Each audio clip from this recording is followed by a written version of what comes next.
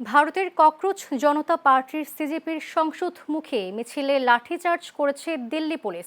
শিক্ষামন্ত্রী ধর্মেন্দ্র প্রধানের পদত্যাগের দাবিতে আজ সংসদের বর্ষা অধিবেশনের প্রথম দিনে দিল্লির যন্তর মন্তর থেকে সংসদ ভবন পর্যন্ত সংসদ চলো কর্মসূচির ডাক দেয় দলটি।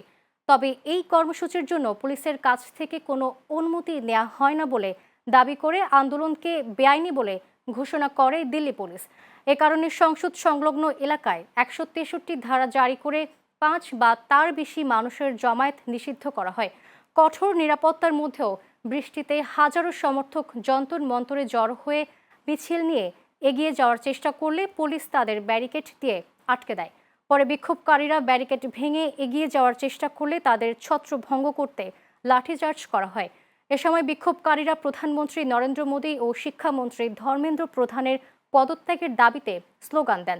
নিট কাণ্ডের প্রতিবাদ ও শিক্ষামন্ত্রীর পদত্যাগের দাবিতে গত ২০ জুন থেকে যন্তর মন্তরে আন্দোলন করে আসছে সিজেপি।